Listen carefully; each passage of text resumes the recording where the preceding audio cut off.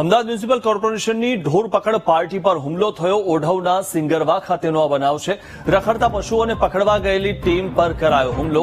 અમિત રબારી અને અન્ય શખ્સોએ એએમસીની ટીમ સાથે મારામારી કરી. ઢોર પકડવા માટેની પાર્ટીના પીએસઆઈ સાથે મારામારી કરીને 2 ગાય છોડાવી ગયા હતા.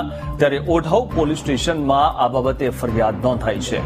તો ઉલ્લેખનીય છે કે ઢોર પકડ પાર્ટીમાં દર વખતે આ પ્રકારની ઘટનાઓ થતી હોય છે અને પોતાના જે પશુ છે તે છોડાવી જતા હોય છે. આ વિશે વધુ માહિતી મેળવી અમારા સંવાદદાતા દીપક પાસેથી. દીપક, વારંવાર આ પ્રકારની ઘટનાઓ બની રહી છે, સાથે પોલીસ હોવા છતાં પણ આ પ્રકારની ઘટના બની, તો હવે કેટલું પોલીસ પ્રોટેક્શન જોઈશે?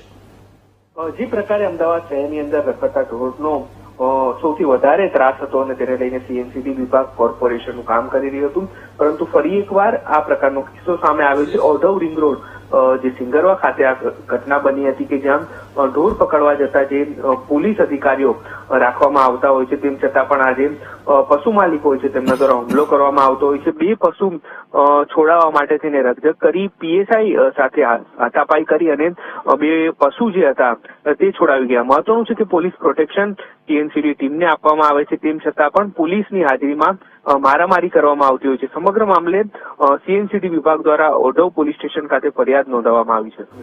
જી આભાર દીપક, માહિતી આપવા બદલ.